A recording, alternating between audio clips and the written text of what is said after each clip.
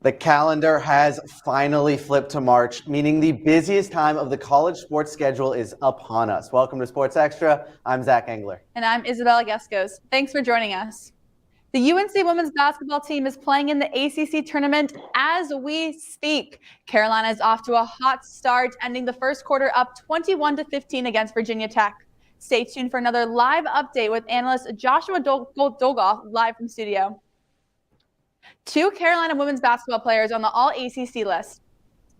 Sophomore guard Deja Kelly made the first team, and sophomore guard Alyssa Usby made the second team. Kelly leads the team in scoring with 15.8 points per game. Alyssa Usby leads the team in rebounds with 8.6 per game. Kelly and Usby look to continue their dominance throughout the ACC tournament in Greensboro. After toughing out an overtime win against Syracuse, UNC will go down to Durham to face the Duke Blue Devils for Coach K's last home game. In the earlier meeting between the Tobacco Road rivals, Paolo Banchero helped Duke get off to an early start, scoring 5 points in the first minute and helping Duke in what would be a lopsided win. Brady Manick was the lone bright spot, scoring 21 points, including 6 3-pointers in the loss against Duke. Manick has continued that hot streak down the stretch, averaging 15.4 points in games since, including 22 against Syracuse.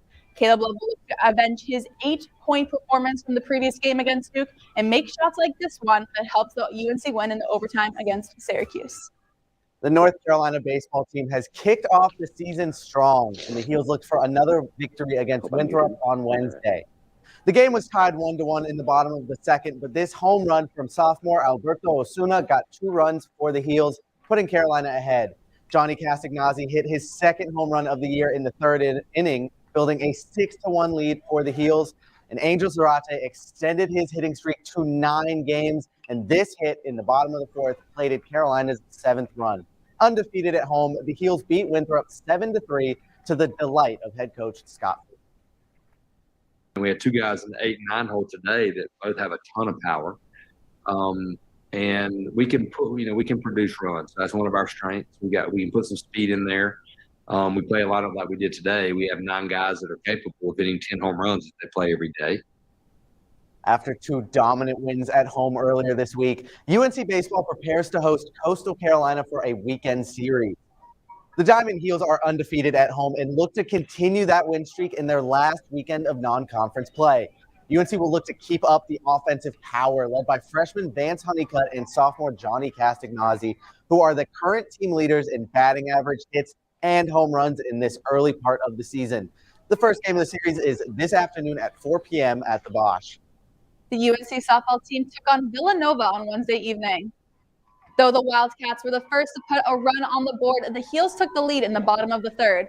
With runners on second and third, shortstop Sarah Jubas took advantage, hitting this double to left field, plating both her teammates. This put Carolina up 2-1 in the fourth. Outfielder Gabby Katz increased the Heels' lead 4-1 with this triple to left field. The Heels went on to win 7-3, marking Coach Donna Papa's 1,300th victory at UNC. The team will kick off the Carolina Classic, a 3-day tournament at home at Anderson Stadium early this afternoon. UNC suited up for spring football practice on Tuesday, and reporter Jalen Harrell has more on what fans can expect from the team. UNC football started off strong in the tournament at his first practice on Tuesday. Linebacker Chris Collins shares his expectations for the team and for himself. Some of my personal goals, obviously, is to win the championship. I feel like as a team, we can accomplish team goals. I know the personal accolades will follow along. Collins says the work the team puts in now will give fans much to look forward to in the upcoming season. From the defense side of the ball, you guys can look forward to us running and then running. That's been the motto Coach T has been preaching to us. I feel like defense is overcomplicated nowadays. It's down to 2 things: being able to run to the ball and be able to hit the ball. With the unforeseen struggles the team faced last season, Coach Mack Brown describes what it takes to get this team back on track. So we're starting over as a program, and we want to go back to the basics that we had that first year. Collins says the fans have a pretty big role to play as well. I need to see a packed stadium, Canyon Stadium, for the spring game, April 9th. I'm looking forward to see all the fans, see the new defense in action. I'm very excited to see Canyon Stadium full with our fans. Love seeing these guys, pack the house, and I'm very excited. Collins and the team hope to give the Tar Heel Nation a reason to be excited as well. I'm Jalen Hero reporting. The Heels face a tough task replacing key contributors on both sides of the ball this season. A strong group of fresh faces has the team looking set to get back in ACC contention. The UNC women's golf team hit the course for the final round of the Darius Rucker Intercollegiate on Wednesday. The Tar Heels shot plus 13 as a team and finished tied for 14th in the tournament. UNC was led by Krista Jankari and Nicole Adam, who shot both plus 2 on the day. UNC will tee off next in the Clover Cup on March 11th. After leading the Heels to 2 hard-fought wins last week, graduate student attackman Chris Gray is your ACC Offensive Player of the Week. Gray scored 9 goals against Brown and Johns Hopkins, and this is already the 2nd time that Gray has received the honor this season and the 7th time overall in his career. Gray has a chance to add to his 19 goals when the Heels host Denver on Saturday. And coming off 2 strong wins against Brown and number 13 Johns Hopkins, the UNC men's lacrosse team hope to continue the winning streak this weekend. On Saturday, we should expect to see more of Chris Gray dominating on the field and making solid shot selections. Nikki Solomon will also be an asset in the game, keeping the Heels on track offensively and feeding passes. And on defense, we should see more of goalie Colin Krieg continuing to be solid in the cage, making saves and hoping to add another win to his record. And on Saturday at noon, the Heels hope to take down number 20 Denver. After starting the season 5-0, the women's lacrosse team faces its toughest challenge yet in number 5 ranked Northwestern on Sunday. The top-ranked Heels are coming off a solid performance against number 16th ranked Jacksonville, which they won in impressive fashion 17-10. In that game, 4 players scored hat tricks and 2 others tallied a goal each. Carolina will need to keep up the precise ball movement and sharp shooting if the Heels are to maintain their undefeated streak and take down the Wildcats. The North Carolina wrestling team will travel to Virginia on Sunday to compete in the ACC Wrestling Championships, and with quite the powerful lineup. Last year's Natty champ Austin O'Connor earned the top seed for the 157-pound weight class. He won the championship last year at 149 pounds and looks for another win in the next class up.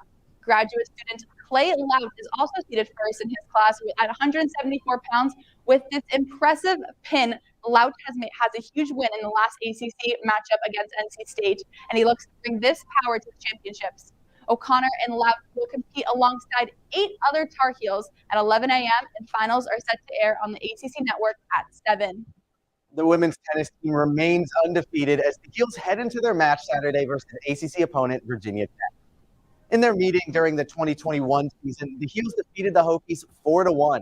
Elizabeth Scotty and Cameron Mora led their doubles teams, and Riley Tran and Fiona Crawley won their single matches to clinch the win. The Hokies, who are 5-6 overall, are coming off a setback loss versus Boston College. And for the men, Brian Cernock came up huge on Saturday against a top 10 opponent to earn Player of the Week honors. After dropping his first set, Cernock came from behind to smash 7th-ranked Alex Kotzen of Columbia by a score of 6-3 in both of the remaining sets. This is Cernock's first top 10 singles win of the season and 3rd ACC Player of the Week award this year.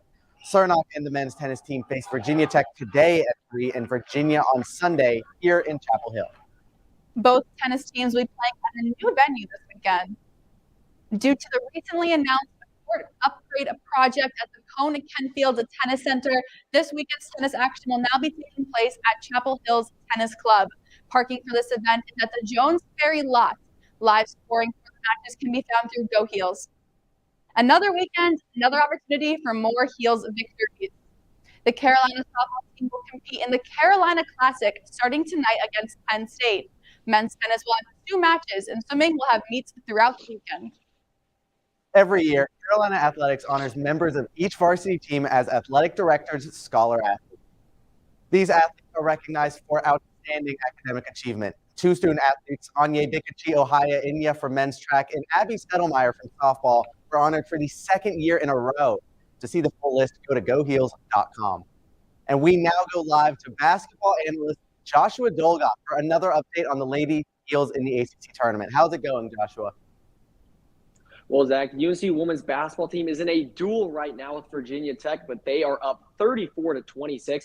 Alyssa Usby really carrying the squad on the offensive end, scoring 13 points, and Kennedy Todd Williams is also chipping in with 9 points. Problem is, Virginia Tech is hitting their 3-pointers, making 4 out of their 9 attempts, And ACC Player of the Year Elizabeth Kitley has 6 points on all 3 of her shots. So if UNC can shut down the 3-point shot and contain Kitley in the paint, who only has 2 rebounds right now, they will surely come out on top for this one.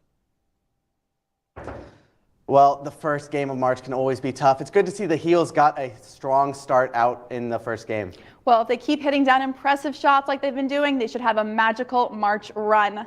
I'd love to see that. Well, that does it for this edition of Sports Extra. Make sure to join us on Monday as we recap a full fun weekend of Carolina athletics.